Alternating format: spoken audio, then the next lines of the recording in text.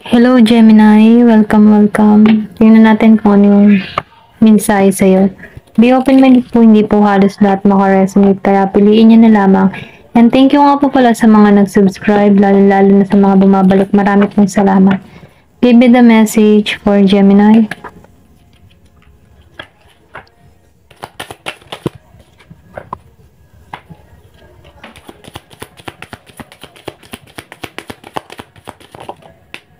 Meron ditong 3. Give me the message for Gemini, please. Meron ditong clover. Meron ditong side letter. Nakikitaan ko dito, no? Meron ditong swerte parating sa'yo, or pwede rin sabihin meron ditong blessing, biglaan tawag. And then nakikitaan ko rin dito, no? Yung mga pinaghirapan mo dito, meron dito magandang resulta. Kumbaga meron ka ditong na-achieve, na reward. And then nafe-feel ko din dito, no, na meron ditong bunga, okay? Pag-aani. Ito na yung nakikita ko dito.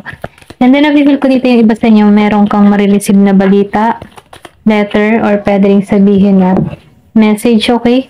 Kung meron ka mang iniintay na tawag for travel, or pwede rin sabihin tawag for love, okay? Or meron ka mga iniintay na tawag na dokumento, ano pa man, ano, meron itong parating. Then nakikita ko rin dito, no, yung iba sa inyo, meron ditong pagtungo sa bahay mo, okay? Meron dito magpapahayag ng nararamdaman nyo dito. Or pwede rin sabihin nagbabalak ka, okay? Nagbabalak ka na magkaroon ng bahay, or meron kang pagpaplano dito na paglipat ng bahay. Ito lang yung nakikita ko dito. Then nakikita ko rin dito, no, na meron ditong solid foundation na parating sa'yo. Kumbaga, no, nagiging kang maingat sa mga decision mo. Ito lang yung nakikita ko. Meron din dito makikipag-compromise sa'yo, okay? Merong offer na parating. Pwedeng tumungo to sa bahay mo. Pwedeng trabaho, o pwede rin sabihin proposal. Merong regalo. Yung iba sa inyo, merong marireceive na regalo. Okay? Merong engagement ring. Meron dito masidhi yung nararamdaman sa'yo. Ito na yung nakikita ko dito. Give me the message. Ganun pa man, ano, nakikita ko dito yung pagsubok na kinaharap mo. Marami kang pagsubok na kinaharap. Pero nakatayo ka pa rin. Kumbaga, yung bang tipo na nagmumuni-muni ka na nalampasan mo yung mga pagsubok na kinaharap mo. Okay, meron dito magpapahayag ng nararamdaman sa'yo. Itong tao nito ay may pagtungo sa bahay mo. Yung iba sa inyo, no, nafe-feel ko dito na may pagtungo. Kumbaga, itong tao nito ay sobra yung pagka-interesado sa'yo. Or pwede rin sabihin na sa LDR situation ka. Meron ditong sorpresa na patungo sa'yo. Meron magbibigay ng regalo, sing-sing. Or pwede rin sabihin na ikagulat mo ito, okay? Kumbaga, nandito yung magandang kapalaran. Ayan, tingnan pa natin dito kung ano pa yung mensahe. Give me the message. And then yung iba naman sa inyo, nakikita ko dito na may pagkilala, okay? Nakikilala na yung gawa mo. Or pwede rin sabihin may pag-aani ng tagumpay dito. Give me the message. Meron ditong vacation. Yung iba sa inyo, meron balak magbakasyon, or pwede rin sabihin may magyaya sila dito, okay? Kumbaga na magli-live ka muna. Meron ditong stop. So, nafe-feel ko dito na yung iba magpapahinga muna kasi marami kang kinaharap na sobrang pagsubok, ano, or mahirap na sandali. Pero ganun pa man, nakikita ko dito na nag-iisip ka dito muna magpahinga, ipahinga yung isipan, ganun ba? Or pwede rin sabihin na nag-iisip ka muna dito na magbakasyon, mag-relax, ayan. Meron ditong elepante, so long journeys. Yung iba naman sa inyo, may paglalakbay na gagawin na kung saan, ano, masusubukan yung physical at mental mo dito sa paglalakbay na ito. Pero ganun pa man, sa bandang huli, na-feel ko dito na magiging kang matalino. Give me the message. Itong paglalakbay na ito ay magkakaroon ka ng paglago sa sarili mo, or pwede rin sabihin na marami kang matututunan sa bansang pupuntahan mo, okay? Ito lang yung nakikita ko, nagiging kang independent, at sa mga bawat decision mo, na-feel ko dito na pinag-iisipan mo, okay? Ayan. Meron ditong 3. So, dalawang lumabas yung 3. So, nakikita ko yung iba sa inyo nagkaroon ng family affair, or meron ka ditong misunderstanding sa family mo, okay? Merong away, kaguluhan. Pero ganun pa man, nafe-feel ko dito na meron dito makikipagkasundo sa'yo, okay? Meron ditong tutulong sa'yo dun sa iba. Kung meron ka man ditong pangyayari na naguluhan ka sa family mo, or pwede rin meron kayong misunderstanding ng asawa mo, okay? Kinakasama mo.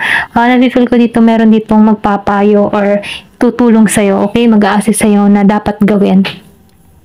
Meron dito na, so nakikita ko rin dito yung iba sa inyo, meron ditong emotional na secure. Kumbaga, nakikita ko dito yung pagiging mong secure sa emotion mo, kumbaga yung nararamdaman mo, hindi mo pinakikita yung mga negative na emotion mo, kumbaga pinakikita mo sa tao na matatag ka, okay? Dahil nakikita ko dito na once na pinakikita mo sa tao na matatag ka or sa family mo, nakuha sila ng lakas sa'yo dahil nakikita nila na yung fighting spirit mo, okay? Ito lang nakikita ko. Kumbaga, no, ganun ka magmahal sa iyong family. Kumbaga, pinakikita mo sa kanila na okay ka kahit meron kang dinaramdam na problema, hindi mo pinakikita yun at nananatili kang okay para sa kanila dahil ramdam mo na ikaw ang pinagkukuhanan ng lakas ng iyong pamilya. Give me the message.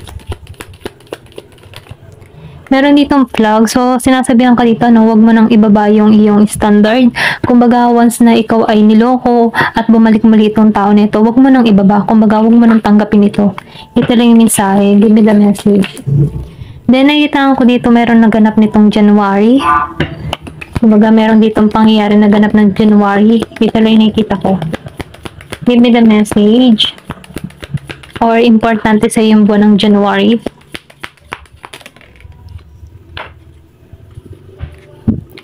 Meron ditong wheel. So, nakikita ko dito, no, sa wheel, hinahayaan mo na yung buhay na kumilos para sa'yo, no. Kumbaga, hindi ka masyadong nagpapaka-pressure or hindi mo pine-pressure yung sarili mo sa mga bagay-bagay. Yung iba sa inyo, no, sa problema, hindi mo na pine-pressure yun. Kumbaga, hinahayaan mo lang to na kumbaga nagpapatianod ka na lamang. Kumbaga hindi ka nakikipagdeal sa ganun, no?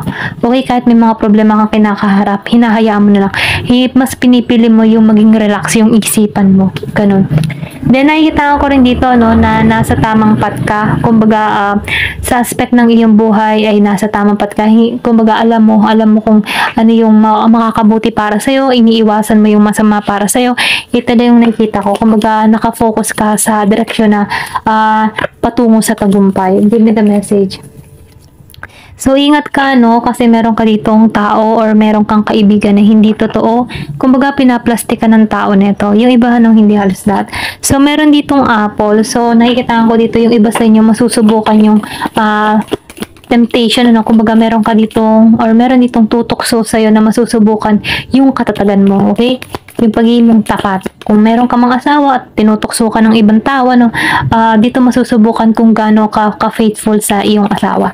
Ayan, give me the message and yung mensahe. So, meron ka ditong secret admirer. Yung iba sa inyo, nagkakaroon ka ng secret admirer. Ayan. Give me the message and yung mensahe. So, meron ka dito na broom. Yung iba naman sa inyo, nafe-feel ko dito na meron kang bahay or pwede rin sabihin nagbabalak ka magkaroon ng bahay. Matatupad mo to, no? Wish mo to, ito na nakikita. Or yung iba naman sa iyo, nafe-feel ko dito, maybe meron ka ng pinagagawang bahay at ma-achieve mo na tong bahay. Meron dito ipagkakalob sa iyo. Okay? Ito lang nakikita ko. Kumbaga, wish granted ka sa bahay na to.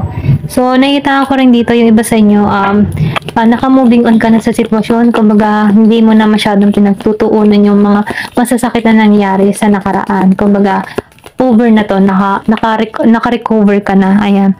Temporary problem. So, yung sinabi ko kanina, no, hindi ka na masyadong nakikipag-dealing sa mga masasakit na nakaraan. Kumbaga, temporary problem na to. Kumbaga, nalampasan mo na to eh. Give me the message. So, meron ka ditong clover. So, meron ditong swerte, biyaya na parating sa'yo.